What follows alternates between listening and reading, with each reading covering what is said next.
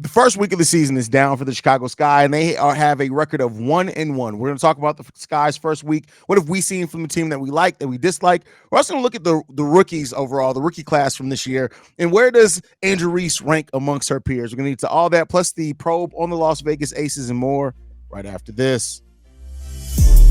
Welcome to Chicago Sky Central, and here's your host, Haize. What's going on, Sky fans? Welcome to another episode of Chicago Sky Central, your number one spot for everything Chicago Sky related. Stevo and Haize, we in the building today. Stevo, man, let's go ahead and get into it, brother. First week down for Chicago Sky, they have a record of 1-1. That second game against the Dallas Wings was a really fun game to watch. Just the way that the Chicago Sky kind of really overcame, some hurdles in that from the first game into the second game, and then overall overcoming a pretty large deficit at one point as well. When you look at the things in this first week for the season, the first two games, what are the things, the positives right now? We'll stick on the positives, we'll get to the negatives. What are the positives that stuck out to you? That prediction that we're gonna be the worst team is absolute bullshit. Yeah. That's what I took away from it. I think it to go up against a legit title contender and one of the best team in this league and end up 1-1 shows a lot, especially with I've been iterating for a team that completely overhauled everything from top to bottom, from coaches to roster to even president, even GM. We changed everything to be 1-1, to look like we have a whole different future ahead of us, getting into rookies that we have a viable piece that's going to be our future in this league. So to do all that, to turn that all the way around and to be 1-1, like there's nobody seen that coming. Nobody seen that coming. Even I can't even say I seen it coming. When we trade Kyle, I didn't know what we was doing. Well, we lost Birch, we lost Elena Smith, who's hooping over there in Minnesota right now, to go over there with Courtney Williams as well. Like I was a little worried. I didn't know what we was gonna do it, but they had a vision, and that vision came to pass, and it's showing immediately. We're already ranked and listed as one of the best defensive teams in the league. Everybody knows the type of coaching staff and head coach that we have in Teaspoon, and everything's positive right now. We're one of probably next to probably the top 3 most popular team in the league as well. So everything's good. Everything's gravy right now. Yeah, I really like I love that you talked about like the vision after trading Kalia Copper away. That was the question, right? Me and you were both kind of shocked when that happened. We questioned what the decision was going to be made, and now kind of in hindsight, it makes sense. The Sky made a move to get 2 top 10 picks in this draft. They don't own their own first round pick next year, right? So and because of that, like they're not going to have a chance, at Page and other players that could come in that draft. So they put all their chips on the table to get the talent in this draft that they could, and it really does work out. And when you look at the Sky, our offense has been a struggle. We know that. Defensively, the Sky are the 4th best rebounding team in the league so far. They're the third in the league in blocks, 4th in the league in steals. That defense is legit. And keep in mind, we came up against a team that probably has the best matchup advantage against the Chicago Sky in the first 2 games. I can't wait to see what the league. Yeah, I can't wait to see what it's like when against other teams that don't necessarily have the size. Now, next game is against the Liberty, so it's still going to be one of the best teams, the number 1 offense in the league as of right now. But, while we knew that we believed that the Sky's offense was going to struggle. Right now, bottom half in the league, 81 points per game, but that defense was always the thing that we thought if the Sky could hang their hats on that. They allow the third least, they have the 3rd best defense basically in the league as far as points allowed per game. Only the Liberty, which allows 75 points, and the Sun have been better through 2 games so far. So I like where the Sky sit at. And, defense is really what separates a lot of teams. And if you have the defense first, we had 1 game of completely cold shooting. Well, 2 games really throughout the first 2.5 quarters. We didn't shoot the ball well either in the second game. So if that shooting can come along, and as Marina Mabrey really adapts to being the number 1 option, I feel really confident about where we sit right now. Now, in another week, it could change, but right now through 2 games, I feel confident about where the Sky are. Yeah, like we already knew, like when it comes to defense, you don't need that much chemistry when it comes to it. It's all about communication and want to. Yeah. And once you know what to do on the base, if you got people communicating, you can have a very defensive capable team.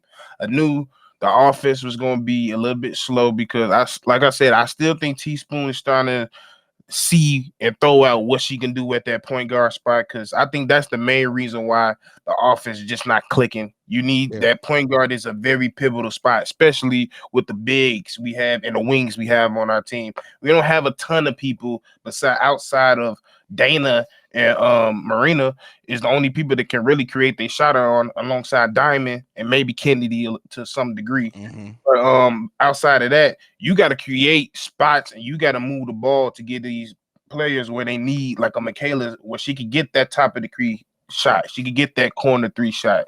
And Brianna could benefit from that.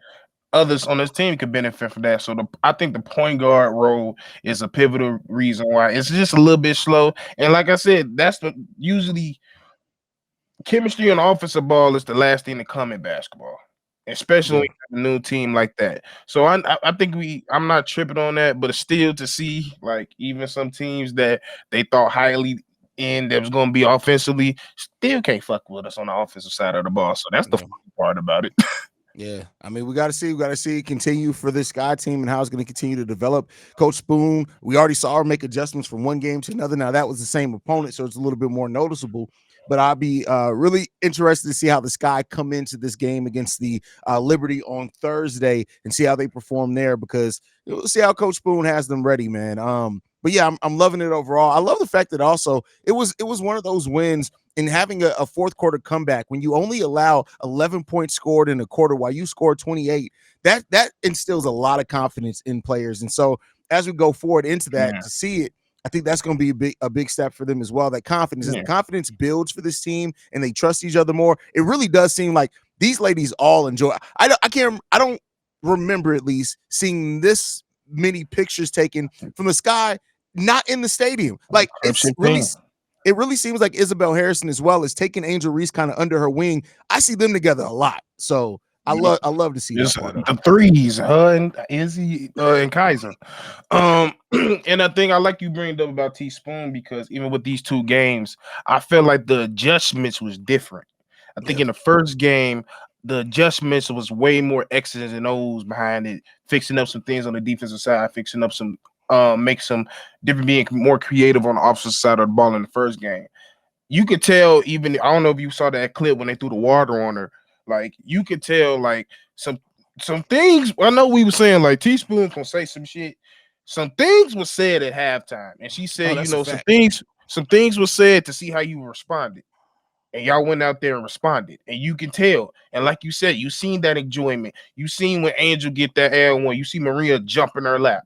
Like Marita don't get hype. Yeah.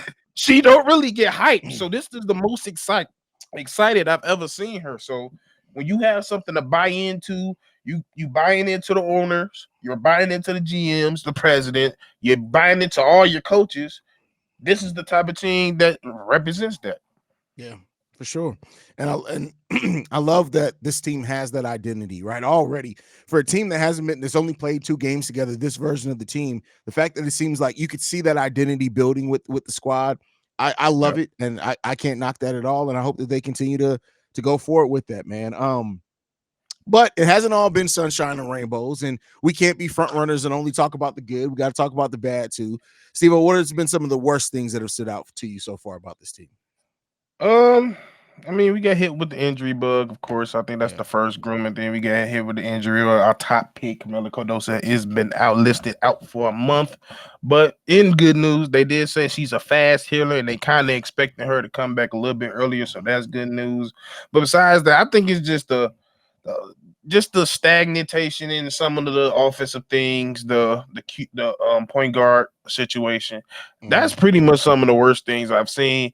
But I think the most glaring thing is it's still a fucking issue to watch these games. Yeah, it's still an issue, and the fact that we're getting into the season, you got to do something.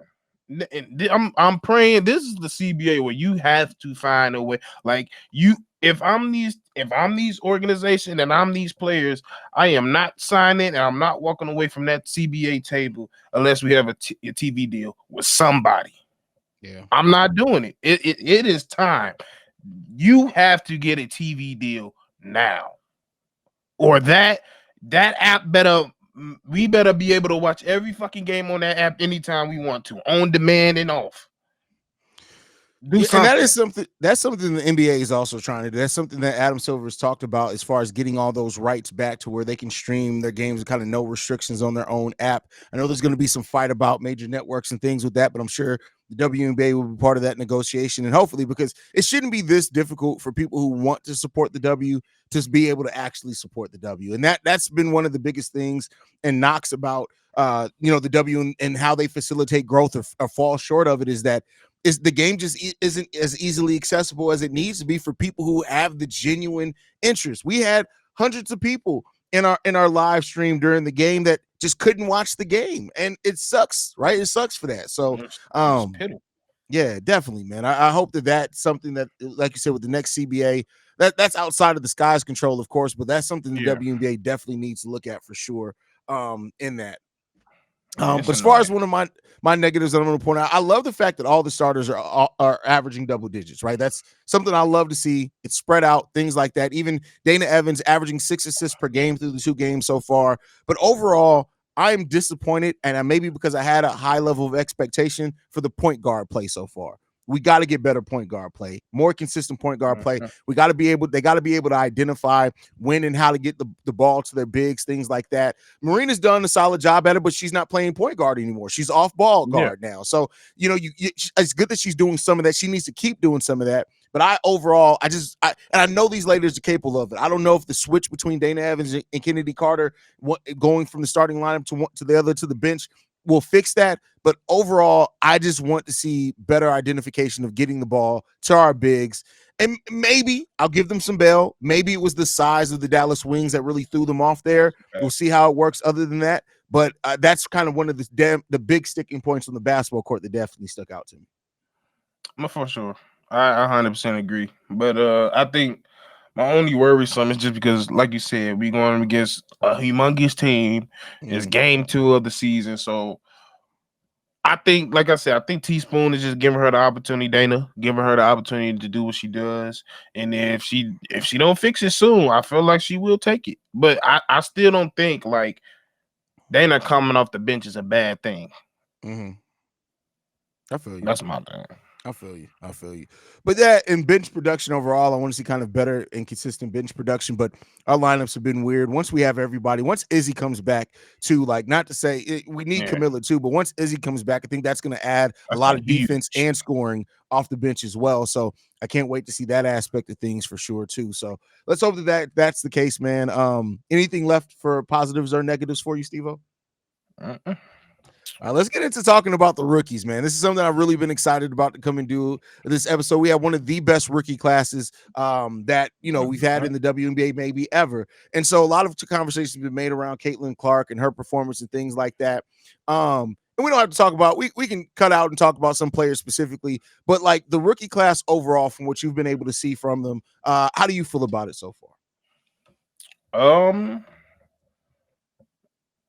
I mean, this is what I'm seeing is what I expect. Like, I didn't expect anybody to come in dominating like everybody thought people were gonna do. I knew they was gonna come in and be a piece of something that this team currently needed, and they're gonna grow and develop into those stars that they are gonna be. But I'm not shocked or surprised by anything. Everything is going as pretty much as well. Cameron Brink is probably my rank is number 1 so far. As probably the best rookie that's playing so far. Angel would be 2, Caitlin would be 3, and I would put I'll put Rakia 4, Aaliyah 5. Okay, if I had to give my top 5. But besides that, they're being rookies. They're going through the rookie things. Also Alyssa Peely as well, doing their thing in Minnesota. Not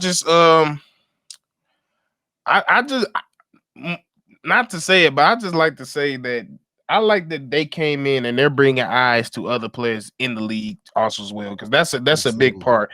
All these girls are bringing. Cameron Brink and Rakia is open up the world to Canada. Everybody, Aaliyah is bringing up the word for the center down there. I can't think. She slid in my head, but they're bringing eyes to these players, and I don't even know if they realize they're doing it, but they're doing their job. Everybody, I haven't heard anything outside and anybody distracted. They've been on time. They've been working hard, so they've been doing their damn thing. Yeah, for sure. And like I said, and I get it. A lot of the conversation is going to be around Caitlin Clark. She's played 3 games already. If I'm not mistaken, all the games have been aired too on TV. But All of them.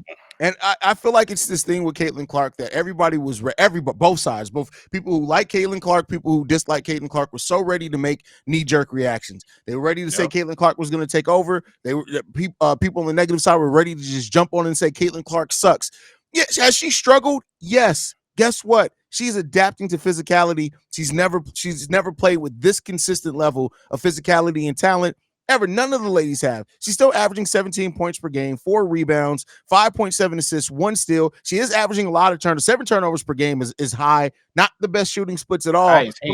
Yeah, not the best shooting splits either, at 32% from 3, 40% from the field, but it's going to take time. And so, no, she's not terrible. No, she's not going to dominate either. The truth is where it was always going to be, somewhere down the middle, but she's still going to be a damn good player when it's all said and done. It just a lot of those. I'm realizing a lot of you dummies from the NBA community that don't know ball is starting to come over here. That's what it is. Because y'all just coming over here with super high expectations, thinking. I was watching the TikTok. I forget who the girl was, but she was going on. She was making some good points. She said, if you look at the Las Vegas Aces, Asia Wilson was number 1, Jackie Wilson was number 1, and they was right back to back respective classes, 18 and 19. Kelsey Plum was also number 1, but they acquired her when San Antonio team shut down.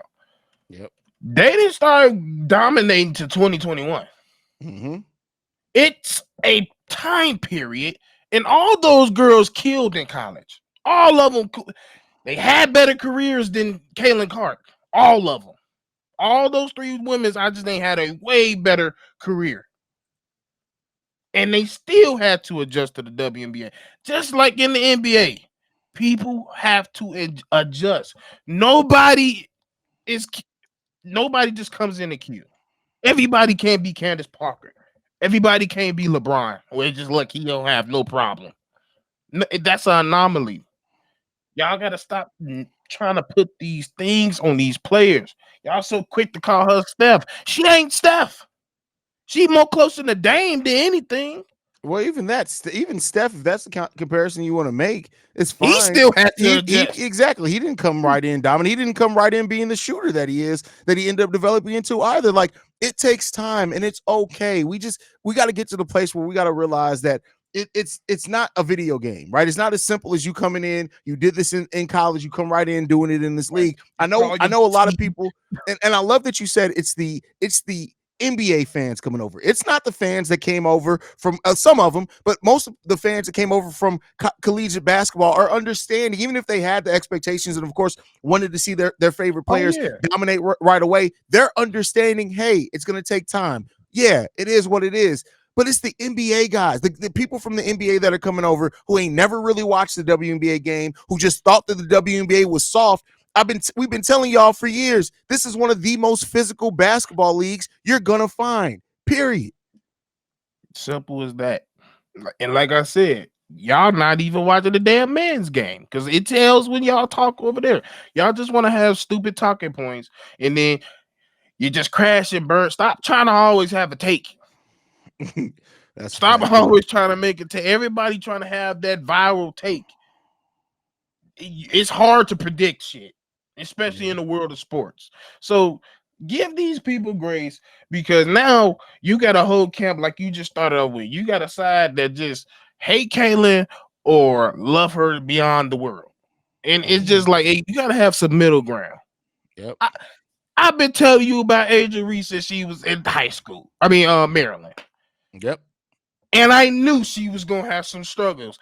She looking way better now, but it's also because of the context I add. Well, it's a forward league. She's a dominant rimmer. She has a motor. She ain't out there trying to jack threes and do stuff that she ain't good at, but she's still struggling. Hey, Tierra McCowan gave her the business. The And she worked business, bro. the business. Like Uh, that. Yeah, it was bad. Kalani Brown, look, Kalani Brown, if she didn't get injured, we probably may not won that game. She didn't miss a shot, I don't think, but one. Yeah. So, like, they're going to struggle. Cameron Brake going to struggle. Rakita, hopefully she gets back because I think she's injured. She's going to struggle. Ali is going to struggle, even though she averaging damn near 10 rebounds right now. Yeah. It's an adjustment period, just like you said, Steph. The reason Steph wasn't as good as what he was because he had to get stronger. Everybody saw what he can be. He had to get stronger. Now he can do everything. It's really just that simple too. It's really honestly just that simple. And so I'm glad too though that it seems like people are really are willing to learn and realize, okay, this game isn't quite what I thought it was going to be, and that's fine. It's gonna take time for these ladies. You got to give them time to adjust to this game because this is not an easy game. It's not. The WNBA game is a tough, difficult, physical game, and just like even I would say even more so probably than the NBA in the sense that you can have like certain conferences, of course, have tons of talented athletic people, but because the WNBA there's only 12 teams and only 12 roster spots on each team, you are getting the best of the best of the best of the best. And you're facing that every single night. The worst WNBA team probably has several All-Americans from college on it, on their bench. Champions. Yeah. So like you got to realize it's going to take some time for some of these ladies, and that's absolutely perfectly fine. And they're adjusting well. I love to see how the ladies are coming into this league and playing well. I got to give them credit. A lot of them are doing, they're having the struggles, but they're doing better than even I thought that they would at some points. Like Cameron Brink hasn't been able to score, but like when you go out there and watch her actually play, she looks like she belongs. Like it's going to take some time, but she's looking like she belongs. So yeah. It is what it is. Like it's an adjustment period, and this is the part of what makes me fall in love with the game of basketball. Watching the journey, watching AI being a scrawny kid coming out of. He wasn't the same. He had to adjust to the league. Yep. He had to realize, like, damn, I'm gonna fall every time I go to the hole. And then he got that pound for pound name. T-Mac took a couple years till he got to the Magic to turn into Kobe's. I don't want to guard him. Yeah. Like everybody, it's a process. The best of the best go through that process. And the journey is the best. You watch it. I watched the journey of Steph. I watched the journey of Dame. I watched the journey of D Rose and people like that. So I appreciate it long away. You're gonna sit here and look now, and we're gonna look at Kayla Clark and seeing her get her ass whooped, getting laid out off screams, and then she gonna be down there talking about I got 4 rings. Damn. Yeah. And to end this on our rookie, right? Because we are a Chicago Sky podcast. Angel Reese threw 2 games this season, 11.5 points per game, 8.5 rebounds, 1.5 assists, 1 steal. She's doing that on 34% shooting from the field. We definitely need that to tighten up. 46% from free throw range. We need that to tighten up as well. Also, just in the physicality, the thing that stands out the most to me isn't even the scoring. The scoring in the fourth does as well. I love how she adjusts over the course of the game, but it's the offensive rebounds. 6 offensive rebounds per game. If she finishes the season with that, compared to what I'm going to bring it up, but if I'm correct, last season, as far as offensive rebounds, if you had a player average that much offensive rebounds, that would have put her in the top 10 of the league. So, but I'm going to double check on that. But how you feeling about Angel Reese's game so far for the Sky? She simply has a thing, a part of her that most people just don't get. She a dog. And it's a big ass dog. Like she don't care who's in front of her. She gonna battle 100%. If she tired or not, she gonna battle. And she understand. A lot of people don't give her she's a very intelligent basketball player. Mm-hmm. She's a very smart woman. She knows Tierra got 30, 40 pounds on her and 6 inches. She knows, okay, I didn't see her beat her to the spot for a rebound so many times. You know how many times I see her beat Kalani? Like, yeah, I cannot allow her to box me out because if I box me out, it's over. But even if she does get boxed out, her arm's so long, she still tips it again. She just has a motor most people don't have. So the scary part is when she actually get her skill up. That's the scary part because she she could be stronger, but it doesn't. Sometimes it don't look like it because she adjusts well to the thing. If she learns how to finish well, polishing up on her shot, polishing up on her handing, decision making, conditioning, And who just to knows? put this out there, so Angel Reese right now is getting 18.5% of all offensive rebounds when she's on the court. That puts her at number 3 this year, and that would have put her at number 4 last season. That's As what a you like. rookie. That's what you want as a rookie. If you can be best at anything or near the top at anything, I get it. Everybody wants to see things be a certain way and people dominate right away. But like, if you can do that, that goes a long way in showing exactly who you can be. And so that's what you want to And see. it's Go ahead. I was gonna say it's funny because she had probably out of everybody in the top 7 or 8, she was the one that everybody didn't know how her game was going to translate to the league. She was the Yeah. number 1 player everybody questioned, and she's probably the second best, most impactful rookie in this league right now.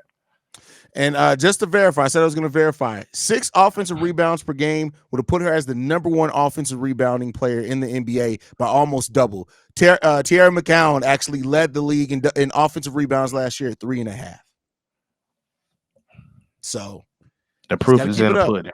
Just got to keep it up. She's number 1 right now in the league. Her and Elizabeth Williams are number 1 and number 2 offensive rebounds at 6 and 5. So that's it. Keep doing your thing, Angel. Keep because we know she's gonna compete, and it's gonna be. I can't wait to see who she is right now. 2 games in, I can't wait to have this conversation again. 15 games in, because I guarantee you, Angel Reese is gonna surprise. She gonna be dancing this shit by the time it's 15 games in. She go hit a head water TikTok y'all ass on my mom. That's a fact. Before we go though, we got to go real quick around the W. Just one topic. The WNBA is investigating the Las Vegas Aces after $100,000 bonus to each of the players. That's due to a sponsorship deal from the Las Vegas Convention of Visitors Authority.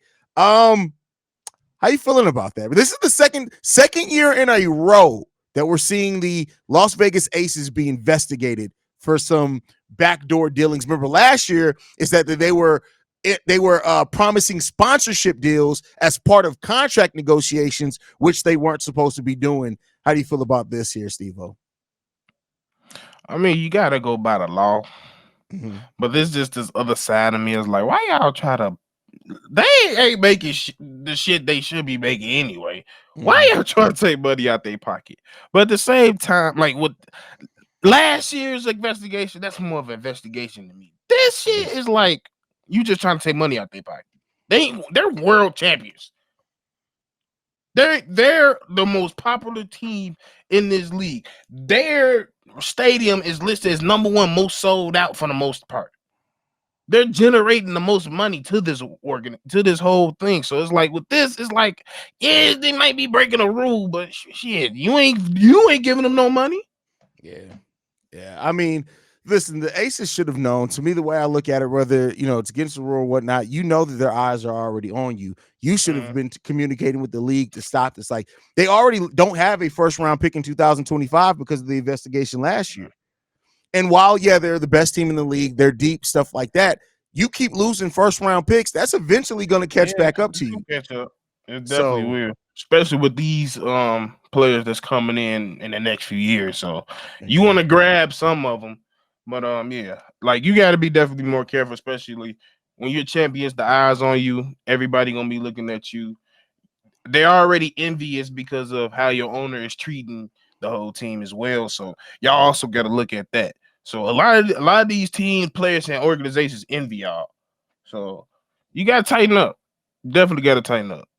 That's crazy. Yeah, he got to get it.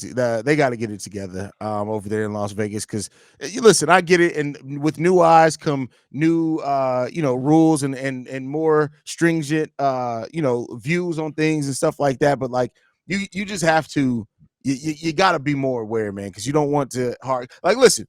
It's not affecting the sky, so at one day, but like just overall with the game, right? Like overall with the game, right. you need to watch those things a little bit closer. That's it, man. Yeah, gotta be cleaner. Anything left, Stevo, that you want to talk about before we get up out of here?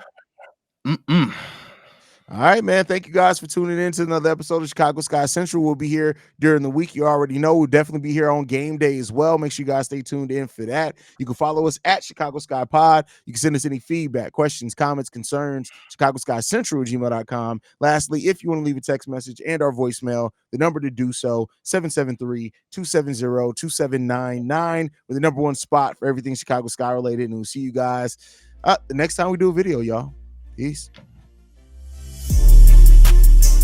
This has been a presentation of the Break Media.